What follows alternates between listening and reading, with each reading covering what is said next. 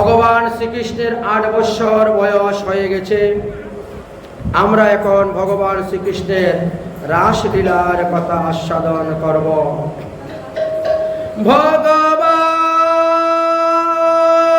অপিতা রাত্রি শারদ ফুল্ল মল্লিকা বিক্ষরান্তে মনশ্চক্রে যোগ মায়ায় উপাশ্রিতা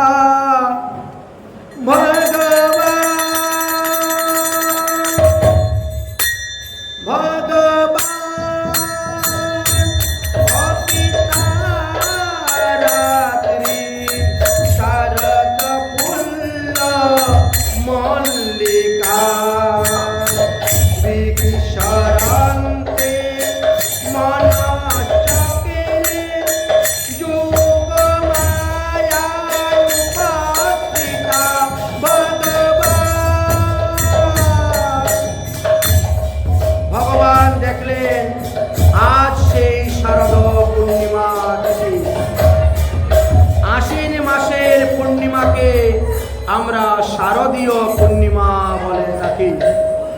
সেই শরৎকালের পূর্ণিমা তিথিতে ভগবান শ্রীকৃষ্ণ দেখলেন আজ পুরো সুন্দর করে সাজিয়েছেন বৃন্দা দেবী। বৃন্দাবনের অধিষ্ঠাত্রী বৃন্দা দেবী আজ সুন্দর করে বৃন্দাবনকে সাজিয়েছেন। আজ ফলে ফুলে হারা, একমাত্র কৃষ্ণ একা যাবেন, আজ ফলে ফুলে পরিপূর্ণ। তাই ভগবান শ্রীকৃষ্ণ চিন্তা করলেন এখন আমি গোপীদেরকে নাম ধরে ডাকবো, বংশীনাদ করব। তাই ভগবান দেখলেন আজ শারদ চন্দ্র পবন মন্দ বিপিনে ভরল কুসুম গন্ধরে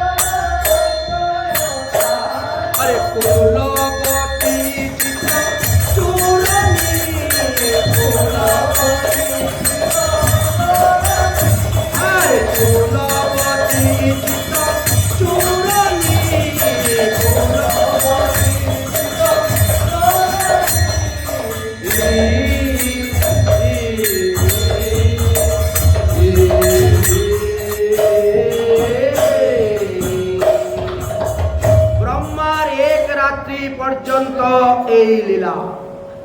তাই ভগবান শ্রীকৃষ্ণ যুগমায়াকে বলছেন, অগো যুগমায়া, আজ রজনীটাই হলো ব্রহ্মার এক রাত্রি সমান রজনী।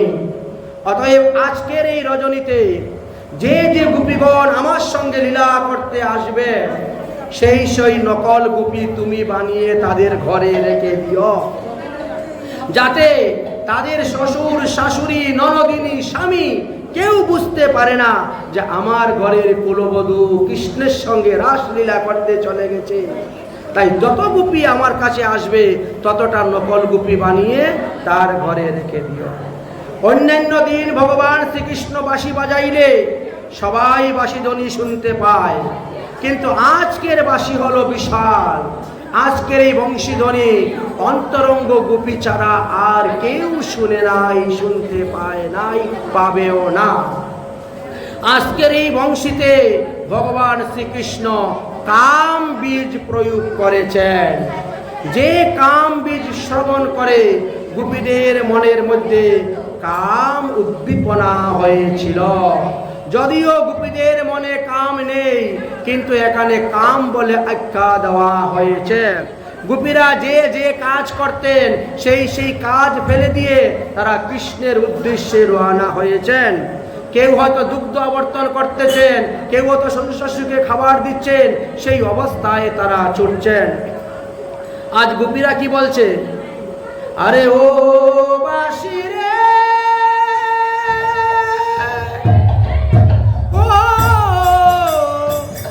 বাঁশি রে, ও বাঁশি রে,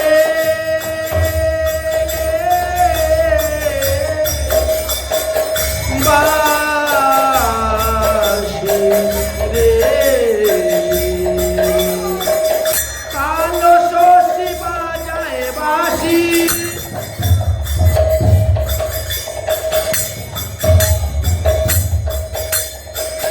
কালো শশী বাজায় বাঁশি, কালো শশী যমুনার কিনারে রে বাঁশি বাজে ধীরে ধীরে, বাঁশি বাজে ধীরে ধীরে, ও বাঁশি রে, ও বাঁশি রে, কালো শশী বাজায় বাঁশি, কালো শশী বাজায় যমুনার কিনারে রে বাঁশি বাজে ধীরে ধীরে, বাঁশি বাজে ধীরে। আজ বাঁশি ধ্বনি শুনে সঙ্গীরা সব ছুটছে। আজ শুনো তো গোপী প্রেমেতে রূপী, মন কি মন হো আপনা সখী রে, আহারে আহারে আহারে, যোগী মূলত তোগী চলত, যোগী মূলত তোগী চলত, মুরলীর কল কলনি, মুরলীর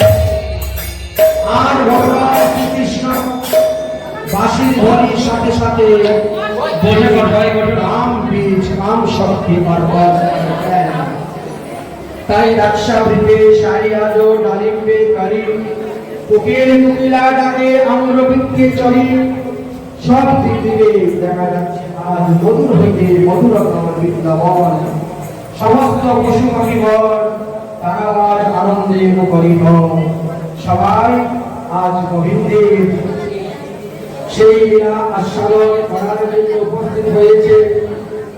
তাই বলছে গোপীগণ কোন দিকে বাঁশির শব্দ শোনা যাচ্ছে, কানটা ভালো করে লাগিয়ে যাচ্ছে, যেদিকে বাঁশির ধ্বনি শোনা যাবে সেই দিকেই আমরা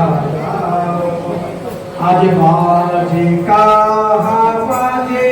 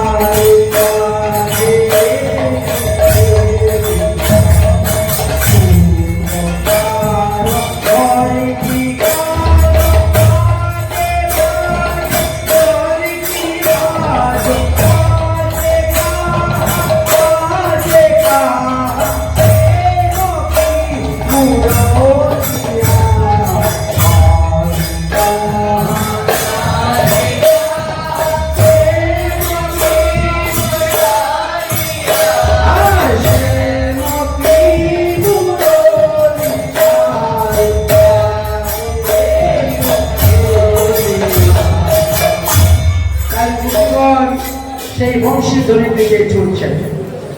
আজকের বংশে কি হয়েছে? কাম বান মারা হয়েছে।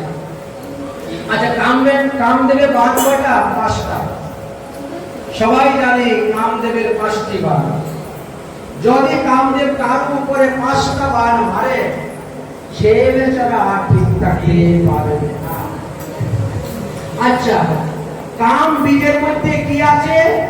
ক্লিং শব্দ আছে। কাম বীজের মধ্যে সবার আগে ক্লিং শব্দ। ক্লিংয়ের মধ্যে কয়টি অক্ষর আছে?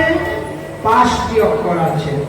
ক, ল, দীর্ঘইকা আর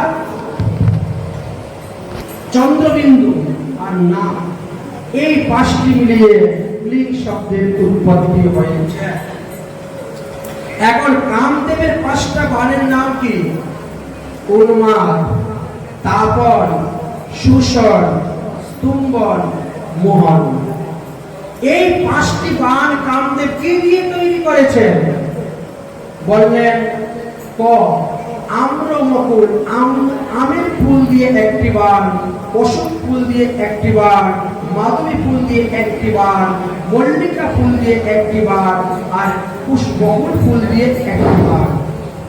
এই 5টি দিয়ে তিনি বাণ মেরেছেন। এবার শ্রীমতী রাধারানীর কানে গিয়ে সেই ধ্বনি ঢুকল। অন্যান্য গোপীগণ সবাই চলে আসছেন কৃষ্ণকে খোঁজার জন্য, কিন্তু রাধারানী এখনো ঘরে আছেন। রাধারানীর কানে গিয়ে আজ ঢুকল। তাই রাধারানী সখীকে বলছে, আজ রাই তোহে কে বাহেন ওরে মুরলি বাজায় যেন। রাধারানী বলছেন, আজকে মুরলি বাজাচ্ছি বিষামৃত একত্র করিয়া। তাই রাধারানী এবার ছুটছে, কিন্তু রাধারানীর মন থরথর করে কাঁপতেছে। তিনার এক অঙ্গের ভূষণ আরেক অঙ্গের মধ্যে লাগাচ্ছে, কি পড়তে গিয়ে যে কি পড়ছে তিনার কোনো হুঁশ নেই, কোনো তাল নেই। আজকে রাধারানী কৃষ্ণের বংশীধ্বনি শুনে সিঙ্গার করতেও ভুলে গিয়েছেন। তাই সিঙ্গার করতে গিয়ে রাধারানীর সমস্ত সিঙ্গার উল্টা পাল্টা হয়ে গিয়েছে। রাই সাজে বাঁশি বাজে না পড়িল উল, কিবা করতে কি করে রাই সবই হলো ভুল। রাধারানী নয়নের মধ্যে দিয়েছেন আলতা আর পায়ের মধ্যে দিয়েছেন কাজল, বুঝলেন? এক হাতে চুড়ি পরেছেন আরেক হাতে চুড়ি পরেন নাই, এক কানে কুণ্ডুল দিয়েছেন আরেক কানে কুণ্ডুলি দেন নাই। এইভাবে উলট পালট সেজে গুটিয়ে কোন রকম দৌড়ে পালিয়েছে। সবাই চলে যাচ্ছে তো এই জন্য। এই যে সুশীলা সতীর সঙ্গে 16,000 গুপি, কুন্তী সতীর সঙ্গে 10,000 গুপি, কদম্বমালা সতীর সঙ্গে 13,000 গুপি, যমুনার সঙ্গে 14,000 গুপি, তারপরে সাবিত্রীর সঙ্গে 15,000 গুপি, সত্যপ্রভার সঙ্গে 17,000 গুপি, শুভাভূমির সঙ্গে 18,000 গুপি, পদ্মানীর সঙ্গে 20,000 গুপি। এইবারে আস্তে আস্তে 100 কোটি গুপির সে আগমন হয়েছে। ভগবান শ্রী গোবিন্দ দেখলেন এখনো রাধারানী আসেন নাই, কিন্তু গোপীরা যখন এসেছে তাদেরকে ডাকতে হবে তো। স্বাগত ভূ মহাভাগ কিং প্রিয় করভামি চ ব্রজেশ্বরাময়ং কশ্চিৎ দ্রুত আগমন কারণম। ভগবান শ্রীকৃষ্ণ বলছেন, হে গোপীগণ, আসো আসো আসো, আমার কাছে আসো। রসিক নগর রসিক ভক্ত সঙ্গে পেলে তিনি একটু রসিকতা করেন তো, এই জন্য সবাইকে ডাকছেন। ডাকার পরে দেখলেন 100 কোটি গোপীর মধ্যে রাধারানী আসেন নাই। এখন এদিক ওদিকের কথা বলে একটু সময়টা কাটাতে হবে, তাই তিনি বলছেন, কহ দেখি কি লাগিয়া গহন বনে গেলে গো,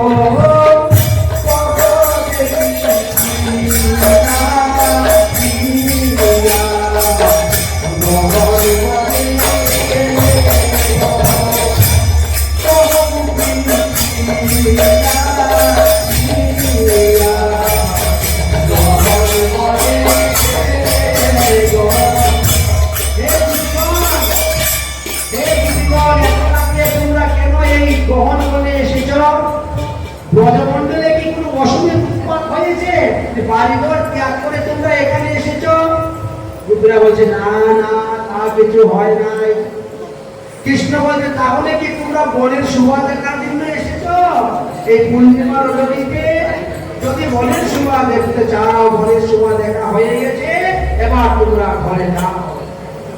তোমরা কুলবধূ, তোমরা যুবতী, বনে অনেক পশু পাখির ভয় আছে, বাঘ সিংহের ভয় আছে, তোমরা ঘরে যাও, ঘরে যাও, ঘরে যাও।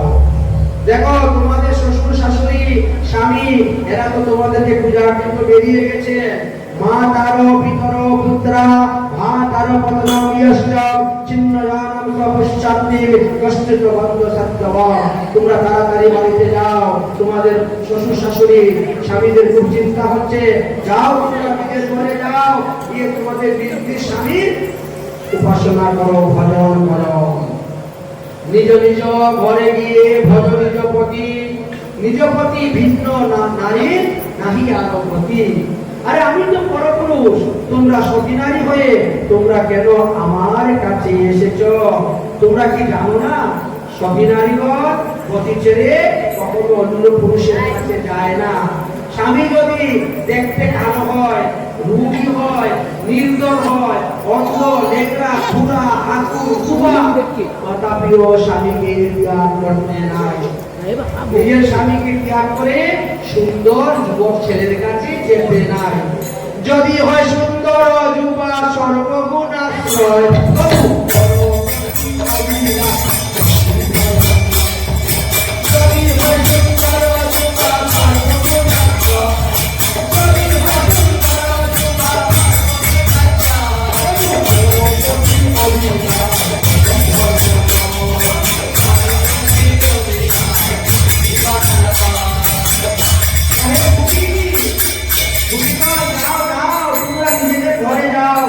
এরা কেউ যাচ্ছে না। কৃষ্ণ বারবার বলছে যাও ফিরে যাও, কিন্তু যাচ্ছে না। কৃষ্ণ বলছেন তোমরা তো লেখাপড়া করো নাই, স্কুলে যাও না, এই জন্য শাস্ত্র কিছু জানো না। বলে কেমনে জানিবে তোমরা আগির চাকরি, কেমনে জানিবে তোমরা, কেমনে জানিবে তোমরা আগির চাকরি,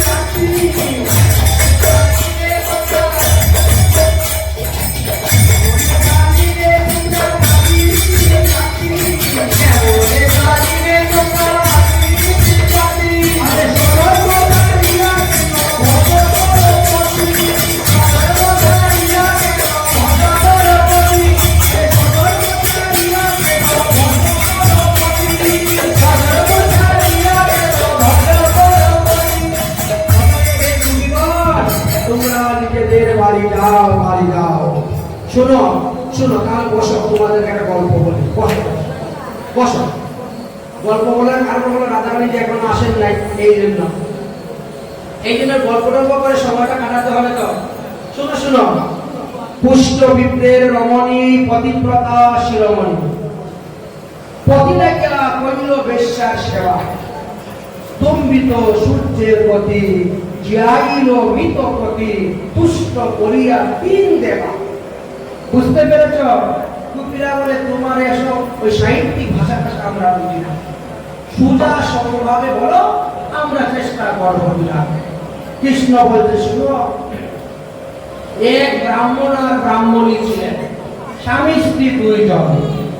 কিছুদিন পরে ব্রাহ্মণের হয়ে গেছে পুষ্ট রোগ, এমন পুষ্ট রোগ হয়েছে রোগ আর ভালো হয় না। স্বামী এখন মরণাপন্ন অবস্থা, স্ত্রীটা ছিল মহাসতী নারী। স্ত্রী বলছে পতিদেবতা, তোমার সেবার জন্য আমি সব কিছু করতে পারি, যদি তোমার মনে কোনো কামনা থাকে, বাসনা থাকে, আমাকে বলো, আমি তা করতে পারবো। তখন ওই ব্রাহ্মণ বলছে, আমি যখন যৌবনে পা দিয়েছিলাম, তোমাকে বিয়ে করার আগে এক সুন্দরী নারীকে দেখেছিলাম।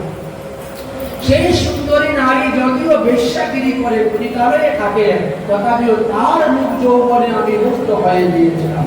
তার সঙ্গে এক রাত্রি বাস করার আমার বড় কামনা ছিল, বাসনা ছিল, কিন্তু তারপরে তোমার সঙ্গে বিয়ে হয়ে গেল, তারপরে আমার কুষ্ঠরোগ হয়ে গেল, আর সেই বাসনাটা আমার মনে এখনো রয়ে গেছে।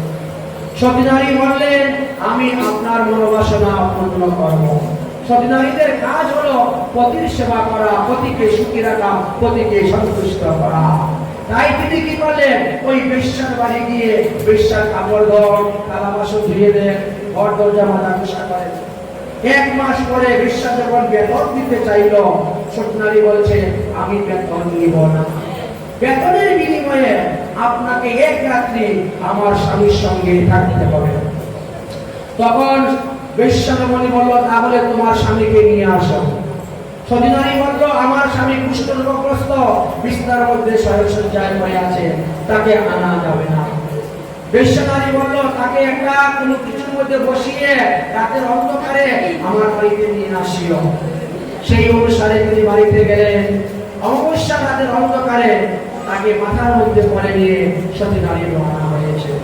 একটি জায়গার মধ্যে হলো চৌমুহনা, সেখানে মান্ডব ঋষি শুলের উপরে ছিলেন বসা, আর ওইখানে যাওয়ার সময় মান্ডব ঋষির সঙ্গে ধাক্কা লেগে যায়। মান্ডব ঋষি বলে, কে রে, আমাকে এত দুঃখ দিলে? সতী নারী বলছে, বাবা, আমি আমার স্বামীকে নিয়ে যাচ্ছি পতিতালয়। তখন ঋষি বলছে, মান্ডব ঋষি, তুমি যেই হও না কেন, আগামী কাল সূর্য উদয় হওয়ার সঙ্গে সঙ্গে তোমার স্বামী মারা যাবে। সতী নারী বলছে, আমি যদি সতী সাবিত্রী হয়ে থাকি, আগামীকাল থেকে সূর্য উদয় হবেই না। এইভাবে দুজনের মধ্যে চলছে কথাবার্তা। সূর্যদেব এখন পড়লেন বিপদের মধ্যে। কি করবে? সূর্যদেব তাড়াতাড়ি দৌড়ে ব্রহ্মার কাছে গেলেন, বিষ্ণুর কাছে গেলেন, নারায়ণের কাছে গেলেন। হে প্রভু, আমি এখন কি করব? আমার গতি এখন কি হবে? আমি যদি না চলি, তাহলে পৃথিবী প্রলয় হয়ে যাবে। ব্রহ্মা, বিষ্ণু, মহেশ্বর তিনজন ব্রাহ্মণের রূপ ধারণ করে সেই সতী নারীর কাছে এসে উপস্থিত হয়েছেন। হয়ে বলে, সতী নারী, তুমি তোমার বাক্য ফিরিয়ে নাও, কালকে থেকে সূর্য উদয় হোক। সতী নারী বলছেন আমি ফিরিয়ে দিব না, নিলে আমার স্বামী মরে যাবে, আমি এই ব্যক্তি ফিরিয়ে দিব না।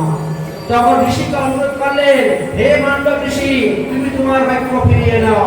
ঋষি বলে একবার বান বেরিয়ে গেলে আর সেই তীর ফিরে আসে না, আমার বাক্য ফিরে আসবে না। এবার কি করা যায়? ব্রহ্মা বিষ্ণু মহেশ্বর বড় চিন্তায় পড়ে গেলেন।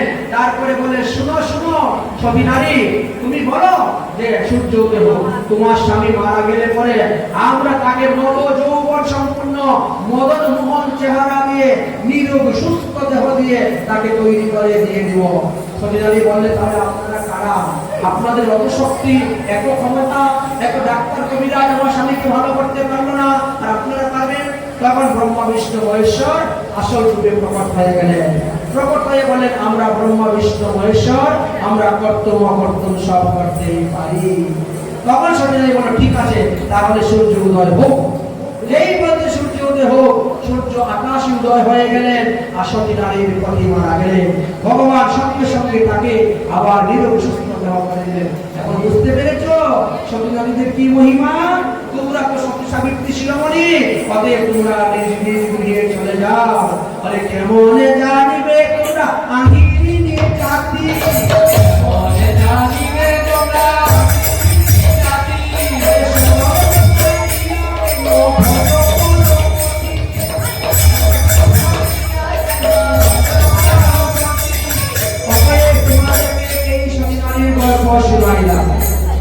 এখন যারা নরম প্রাণের গোপী, তারা তো পায়ের লোক দিয়ে মাটি তুলি আর কাঁদে। কৃষ্ণ বাঁশি বাজিয়ে আমাদের নাম ধরে ডেকে আমাদেরকে আনলো, আর এখন তো আমাদের কিরকম বিড়ম্বনা করছে। এতজন গোপীর মধ্যে একজন ছিল প্রখর গোপী, সে উঠে দাঁড়িয়ে গেছে। প্রখর গোপী একজন উঠে দাঁড়িয়ে গেছে, দাঁড়িয়ে বলে, কৃষ্ণ শুনো শুনো, তুমি তো এতক্ষণ আমাদেরকে সতী নারীর গল্প শোনাইলে, এখন আমি তোমাকে একটা সতী নারীর গল্প শোনাবো, তুমি বসো, তুমি শান্ত মনে শুনো। কৃষ্ণ এবার বসে গেছেন। প্রখর মনের গোপী এখন বলছেন, শুনো শ্যামসুন্দর, একজন সতী নারী ছিলেন, তার স্বামী সরকারি চাকরি করতেন।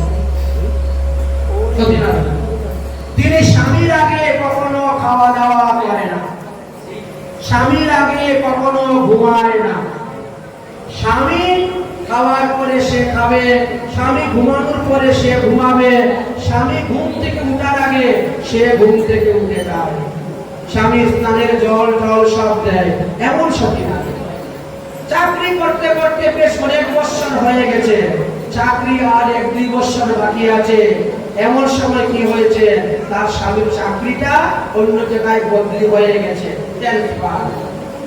স্বামী এখন বলছে, ও আমার চাকরি বদলি হয়ে গেছে, আমি কালকে অন্য জায়গায় গিয়ে জয়েন্ট দিতে হবে।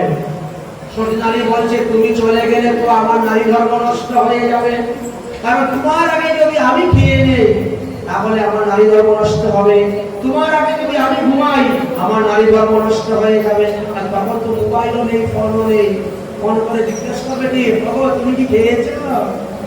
জিজ্ঞেস করার মতো কোনো উপায় নেই। কতে বাবা চাকরির দরকার নাই, চাকরি ছেড়ে দাও, আমার নারী ধর্ম সতী ধর্ম রক্ষা হোক। তিনি বলছেন, আর 2টা বছর চাকরি করলেই তো মোটা অঙ্কের টাকা মাসে মাসে গড়বো, বসে বসে আরামসে খাবো আর ঘুমাবো। দেবী 2টা বছর কষ্ট করে দাও। কিন্তু দেবী রাজি নয়, আমার নারী ধর্ম সতী ধর্ম আমি রক্ষা করতে চাই। কিভাবে রক্ষা হবে? সারা রাত্রি চিন্তা করতে করতে তার স্বামী কি করলো, কতগুলো মাটি নিয়ে আসলো, মাটি এনে মাটিকে টিপে টিপে সুন্দর করে একটা মূর্তি বানিয়েছে। মূর্তি বানিয়ে ওখানে কাপড় চোপড় করিয়ে রং টং করে সুন্দর করে সাজিয়ে বসে, এই এটা হলো আজ থেকে তোর স্বামী, এটা হলো আজ থেকে তোমার স্বামী। তুমি ওই মূর্তির মাঝে ভোগ লাগাবে, তারপরে তুমি খাবে। ওই মূর্তিকে আগে ঘুম পাতাবে, তারপরে তুমি ঘুমাবে, তাহলে তোমার নারী ধর্ম স্ত্রী ধর্ম সব রক্ষা হয়ে যাবে। আচ্ছা ঠিক আছে ঠিক আছে। স্বামীর আদেশ অনুসারে সেই মূর্তিকে রেখে দিয়ে তিনি পূজা শুরু করে দিলেন। এবার যখন পূজা শুরু হয়ে গেল, দেখতে দেখতে 2 বছর গত হয়ে যাচ্ছে। মনের আনন্দে তিনি ওই মাটির মূর্তিটাকে স্বামী জ্ঞানে সেবা পূজা করে যাচ্ছে। একদিন সকালবেলা রুমাল দিয়ে ওই মূর্তির কপাল টপাল গুছিয়ে দিচ্ছেন, চন্দন দিয়ে শৃঙ্গার করাবেন। আর এমন সময় আসল স্বামী চলে এসেছে। আসল স্বামী এসে দরজার মধ্যে খটখটাচ্ছে, ও দরজা খুলো, আমি এসে গেছি, আমি এসে গেছি। হে কৃষ্ণ, এবার তুমি বলো, এবার তুমি বলো ওই নারীটা কি করবে? তুমি বলো। ওই নারীটা ওই মূর্তিকে ফেলে রেখে দিয়ে গিয়ে দরজা খুলে দিবে, না মূর্তির সেবা পূজা করার পরে দরজা খুলে দিবে? কৃষ্ণ বলছে আসল স্বামী যখন এসে গেছে, তো মাটির মূর্তি নকল স্বামীর আর সেবা করার দরকার নাই। সব গোপীরা করে হাততালি দিচ্ছে।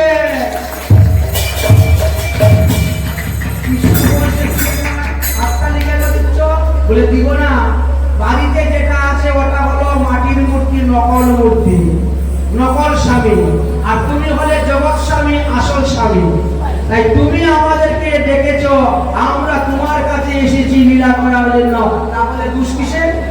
দেখতে দেখতে শ্রীমতী রাধারানী এসে উপস্থিত হয়ে গেছে।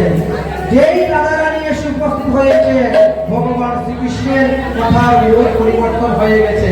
রাধারানী বললেন, আসো গোপীগণ, এবার তোমাদেরকে নিয়ে রাসলীলা আসবো। বলো রাধা রানী কি?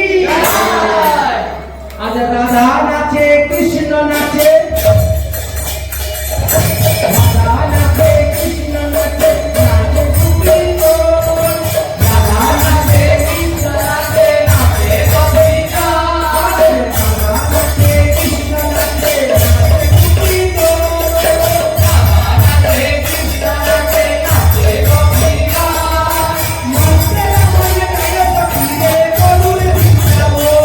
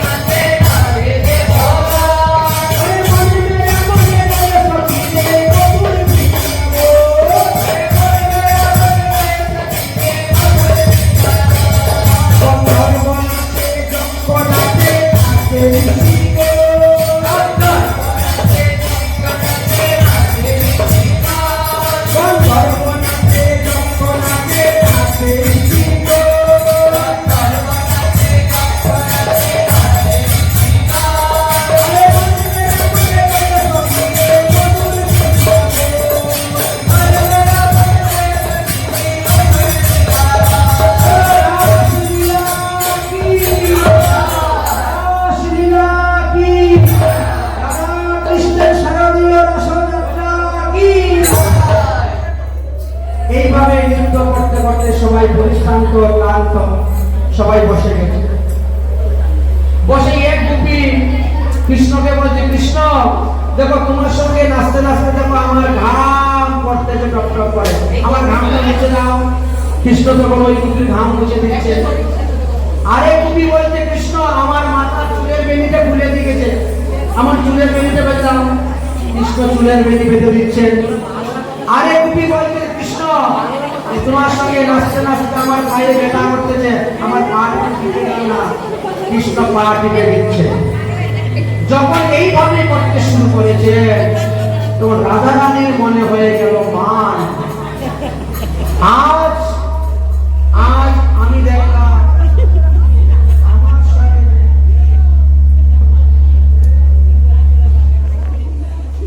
রাধা রানী হয়ে গেল মান। কেন মান হয়েছে? কেন হয়েছে? কৃষ্ণ কথা রাধা রানী মান হয়েছে। কৃষ্ণ তো সঙ্গীতের পা টিপে দিচ্ছে, কারো ঘাম মুছে দিচ্ছে, কারো চুলের বেলি বেঁধে দিচ্ছে। কৃষ্ণ বলে সেই দিকে। রাধা রানী দেখলেন, দেখো দেখো আমাকে বলেন আমি অষ্টপতি শিরোমণি, আমি ব্রজের মুকুটমণি, আমি বিষবন নন্দিনী, অথচ আজকে দেখলাম এইসব কৃষ্ণের একটা বাহানা। আর আমার সঙ্গে কৃষ্ণ যা করছে সব গোপীদের সঙ্গে তাই করছেন, সব গোপীদের সঙ্গে যা করছেন তা আমার সঙ্গে করছেন। তাহলে আমি আর গোপীদের মধ্যে এখানে পার্থক্য হইল কি? অতএব আমি এইখানে থাকবো না। এই বলে রাধারানী চলে গেলেন। মান করে রাধারানী রাসলীলা ছেড়ে চলে গেছেন।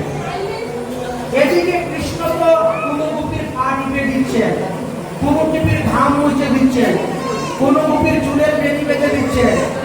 হঠাৎ তাকিয়ে দেখেন রাধারানী নেই। আমার রাধারানী কোথায় গেল?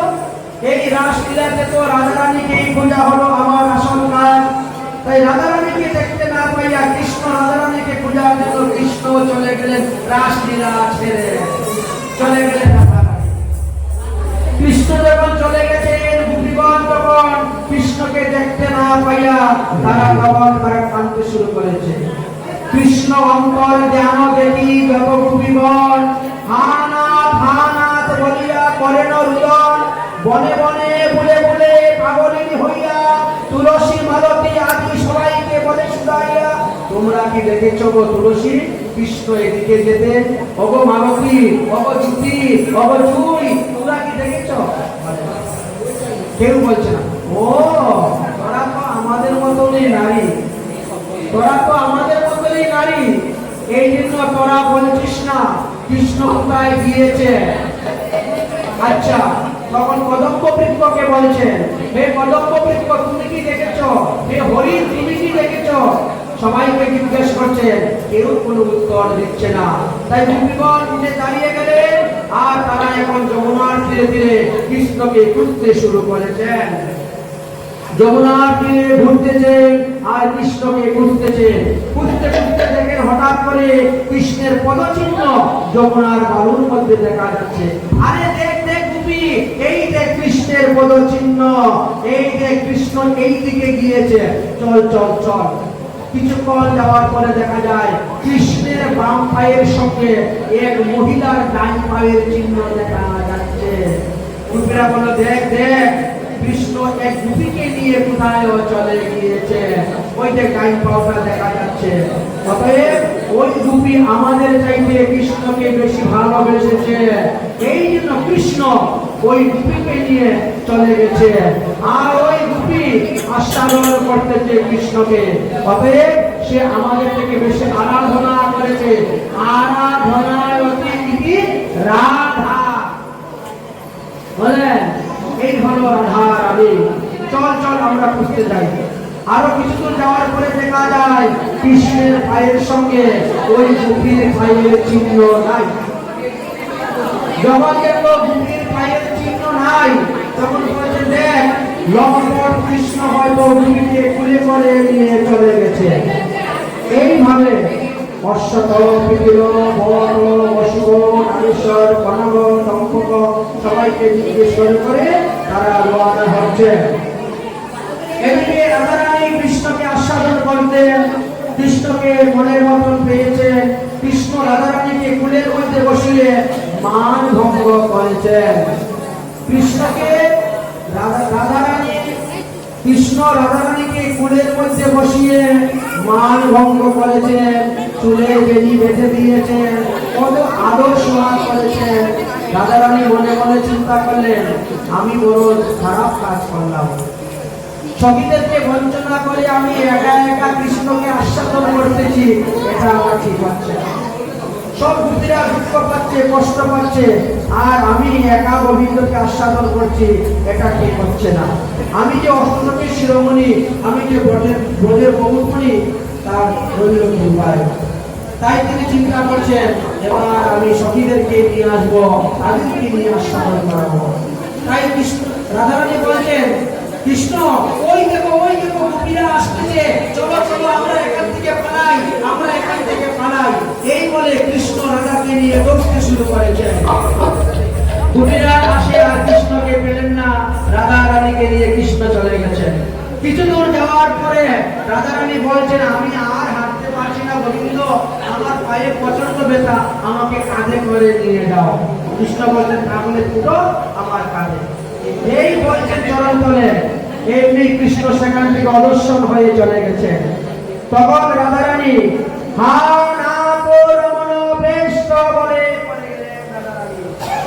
হয়ে ভূমিতে পড়ে গিয়েছেন। কৃষ্ণ অদর্শনের কারণে রাধারানী দুঃখিত হয়ে পড়ে গিয়েছেন। গোপীরা যমুনার তীরে এসে রাধারানীকে পেয়ে গেছে।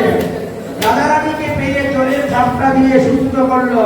সুস্থ করার পরে বললো রাধারানীকে, কি ব্যাপার? সমস্ত ঘটনা শুনলেন। সবাই মিলে এখন রাধারানীকে খোঁজার জন্য বেরিয়ে গেছেন। রাধারানী সহ সমস্ত গোপীগণ কৃষ্ণকে খুঁজতে বেরিয়ে গেছেন। আর তারা কি বলছেন? কবে কৃষ্ণ ধন পাবো,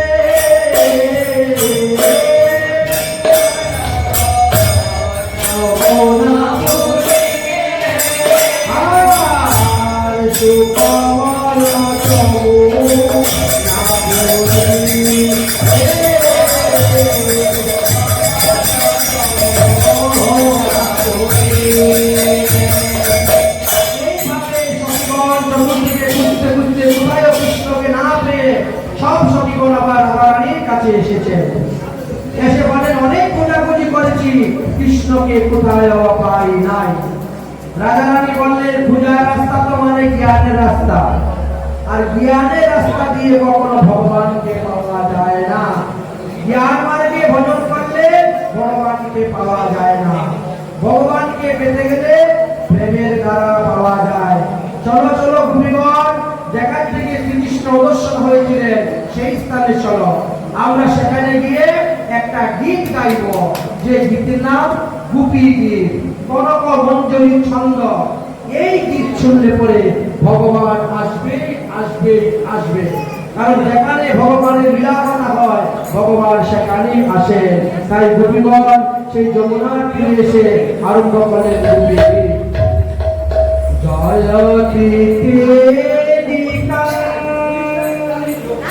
জয়তি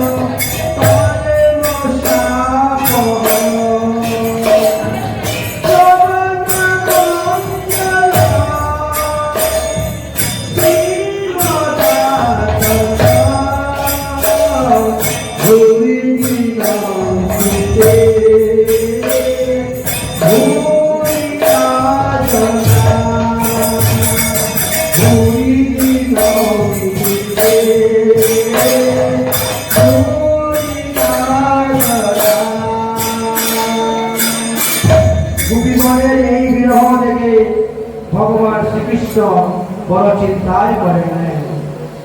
ভগবান শ্রীকৃষ্ণ মনে মনে চিন্তা করলেন, আমি যে শাস্ত্র পুরাণে বলেছি যে যথামাং প্রপদ্যন্তে তাং সতৈব ভজন্মহঃ, আমি তো সেইভাবে গোপীদেরকে ভালোবাসতে পারি না। গোপীরা আমাকে যেভাবে ভালোবেসেছে, তারা পাগলের মতো সমস্ত রাত্রে আমার চোখে বেরিয়েছে, আমি তো তাদেরকে সেইভাবে ভালোবাসতে পারি নাই। এখন তো আমি দেখলাম আমি তাদের প্রেমের কাছে ঋণ হয়ে গেছি, আমি এখন কেমন করে তাদের কাছে যাব? তাই কৃষ্ণ কি করেছে? মাথার মধ্যে একটা ঘোমটা দিয়েছে। কৃষ্ণ একটা লম্বা মুন্ডা দিয়ে মাথার মধ্যে ঘোমটা দিয়েছে। ঘোমটা দিয়ে সুন্দর করে এসে গোপীদের মধ্যে বসে গিয়েছেন। অনেক অনেক গোপীগণ চতুর্দিকে খোঁজাখুঁজি করতে যেত, কৃষ্ণ আর গোপীরা তখন বুঝতে পারছে না।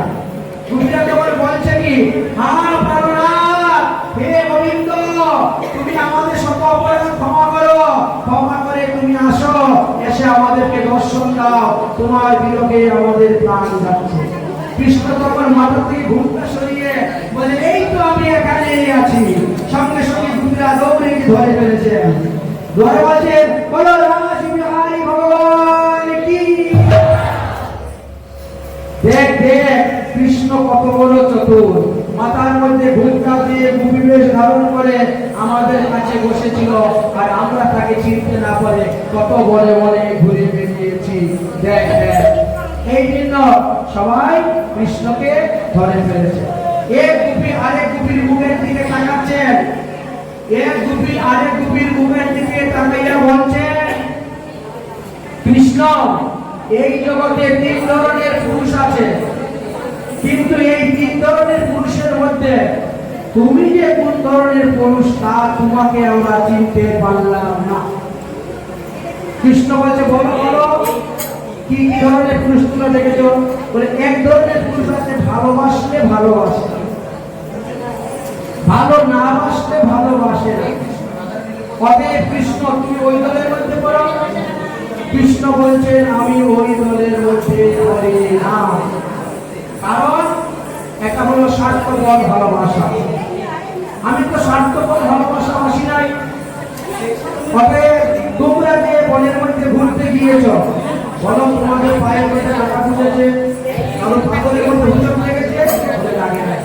তার মানে আমি আগে থেকে রাস্তা ঝাড়ু দিয়েছি, রাস্তা ঝাড়ু দিয়ে পরিষ্কার করেছি। কুপিরা বলছে, আচ্ছা শোনো শোনো কৃষ্ণ, আরেক ধরনের পুরুষ আছে। এই গোপীরা কৃষ্ণকে বলতেছে, শোনো কৃষ্ণ, আরেক ধরনের পুরুষ আছে, আরেক ধরনের পুরুষ আছে, ভালোবাসলে ভালোবাসে না, ভালো না বাসলেও ভালোবাসে না। তাহলে তুমি কি সেই ধরনের? কৃষ্ণ বলছে, না না, আমি হবে কেন? এটা হলো মাতা পিতা। মাতা পিতাকে ছেলে মেয়েরা ভালোবাসলেও ভালোবাসে, ভালো না বাসলেও ভালোবাসে। আমি তো মাতা পিতার মধ্যে করি না, আমি ওই দলের মধ্যে।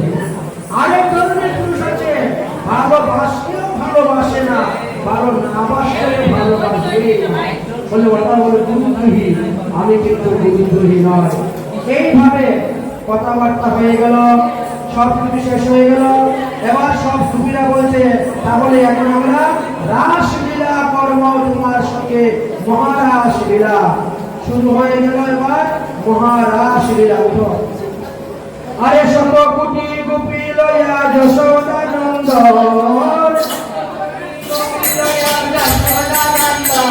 আরে শত কোটি গোপী লয়া যশোদা নন্দন, আরে বৃন্দাবনে, আরে বৃন্দাবনে রাসলীলা করিল আরম্ভ, বৃন্দাবনে রাসলীলা করিল আরম্ভ, নাগতে রেছে দেবলে রাইবলা,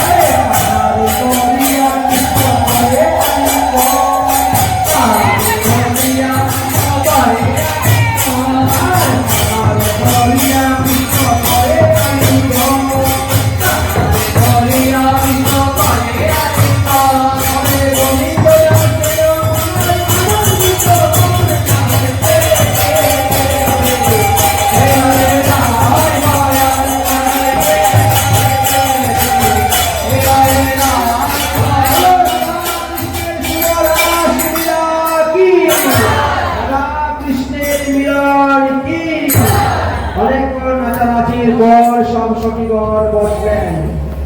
সখীগণ বসে বলছে, শুনো শুনো, একসঙ্গে সবাই নৃত্য করলে বোঝা যায় না রাধা ভালো নেচেছে না কৃষ্ণ ভালো নেচেছে। বুঝলেন? একসঙ্গে নৃত্য করলে বোঝা যাচ্ছে না। আলাদা আলাদা পৃথক ভাবে নৃত্য করতে হবে, তবে আমরা দেখবো কে ভালো নৃত্য করতেছে, কে ভালো ভালো নাচতেছে। কৃষ্ণ মনে মনে চিন্তা করছে, সর্বনাশ হয়ে গেছে, সর্বনাশ হয়ে গেছে।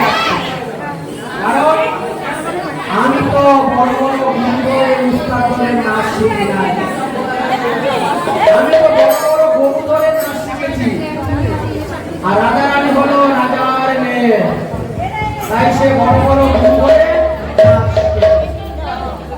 তাহলে আগে রাজা রানী নৃত্য করুন, তারপরে রাজা রানী নাচ শিখে আমি তখন নাচবো মনে করে। এই জন্য শ্রীকৃষ্ণ বলছেন কি, বরং শুনো শুনো গোপীগণ, রাজা রানী হলো রাজার মেয়ে, অল্প সময় নৃত্য করলে হয়ে পড়ে যাবে। অতএব রাজা রানী আগে নৃত্য করো, তারপরে আমি নৃত্য করবো। উস্তাদের মায়ের সাথে ঠিক আছে। আর সংস্কৃত বলছেন, অগর চাঁদ বদলি দেখি, অগর চাঁদ বদলি দেখি, তারা কোয়া কোয়া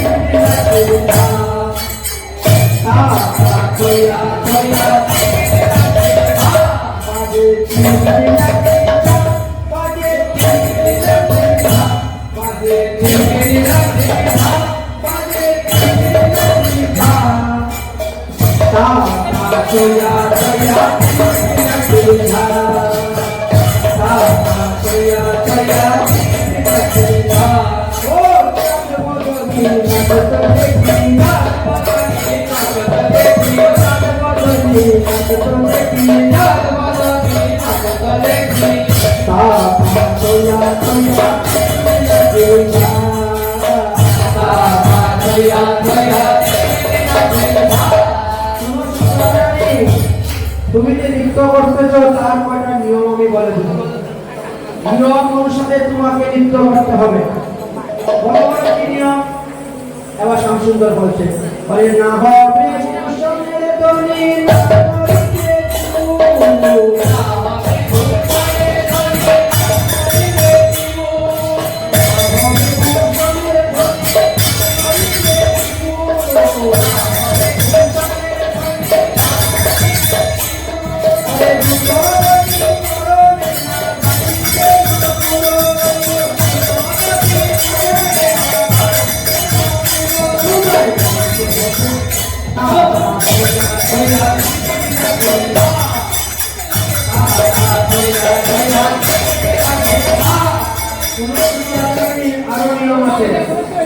আমি একটা গরুর মতো দাগ দিব, ওই দাগের মধ্যে তোমাকে নাচতে হবে।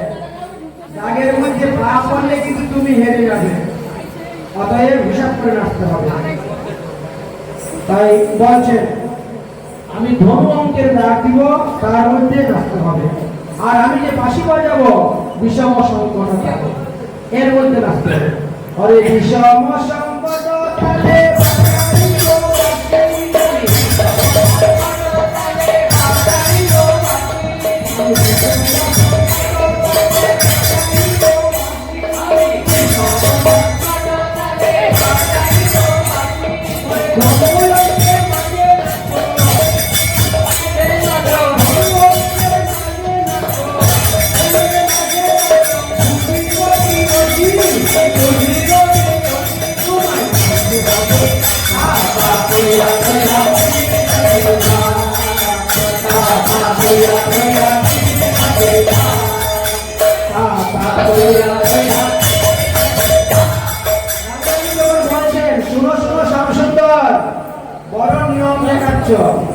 আচ্ছা, তোমার এই নিয়ম অনুসারে যদি আমি নেচে জিতে যাই, তুমি আমার কি দিবে? শ্যামসুন্দর বলছে, আমার বাঁশি তোমাকে দিয়ে দেবো। যদি তুমি জিতো, আমি তোমাকে বাঁশি দিয়ে দেবো। আর যদি হারো রাজা রানী, তাহলে তোমার কাচুলি আমি নিয়ে নিব। ঠিক আছে, এই হলো কথা। রাধারানী মনে মনে চিন্তা করলো, পাশেই তো আমার চাই। অতএব গোবিন্দ যত নিয়ম করুক সব নিয়ম রক্ষা করে আমি নাচবই নাচবই নাচব। এই জন্য রাধারানী এখন নাচের জন্য প্রস্তুত হয়ে গেছে। পরে যেমনি বলে সামনে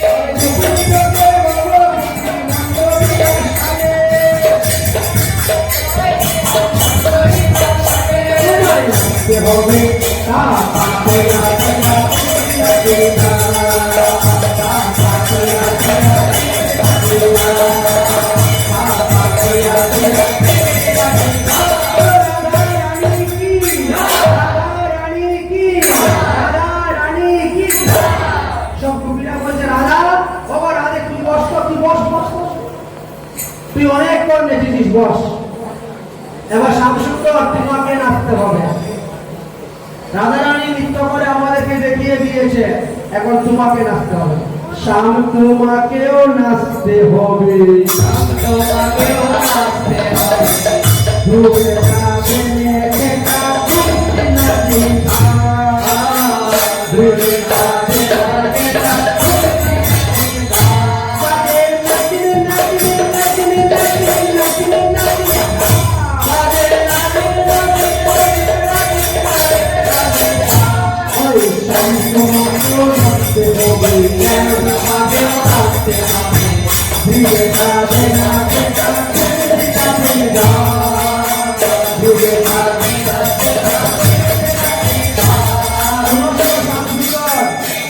আমার রাধারানী যখন নৃত্য করেছিল তখন তো তুমি খুব নিয়ম দেখিয়েছিলে, এখন আমরাও কিছু নিয়ম দেখাবো। তোমার গলার কোনো মালা নড়তে পারবে না, তোমার কোমরের বুক নড়তে পারবে না, তোমার পায়ের উপরে শব্দ হতে পারবে না। আরে না নড়িবে বন্ধু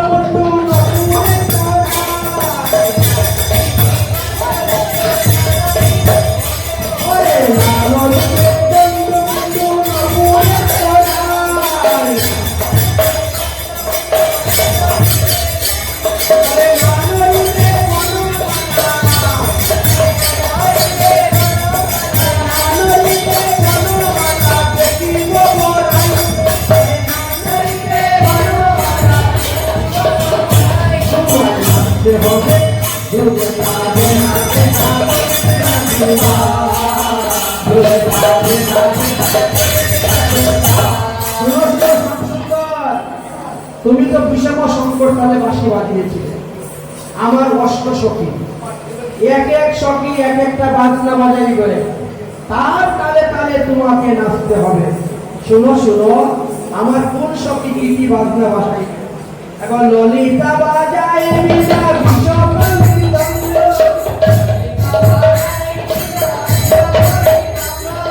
ললিতা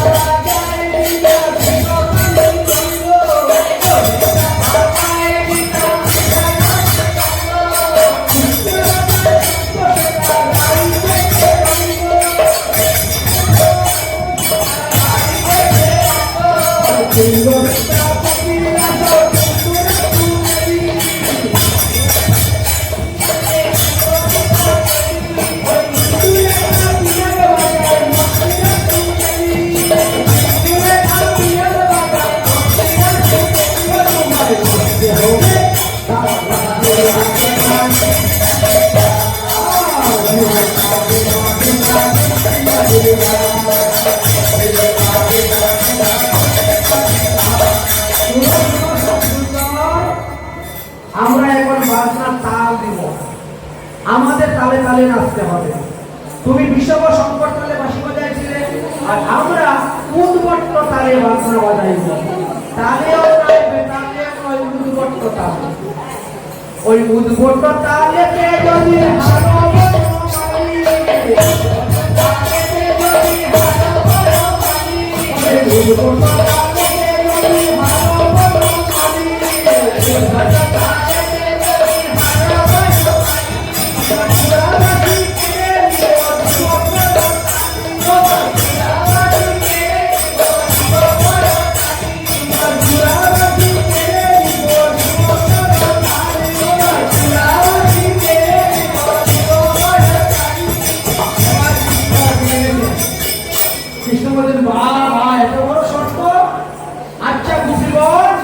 আমি যদি এই নৃত্যকে জিতে যাই তাহলে তোমরা আমাকে কি দিবে বলো? তখন বিপিনে বলছে, বলে যদি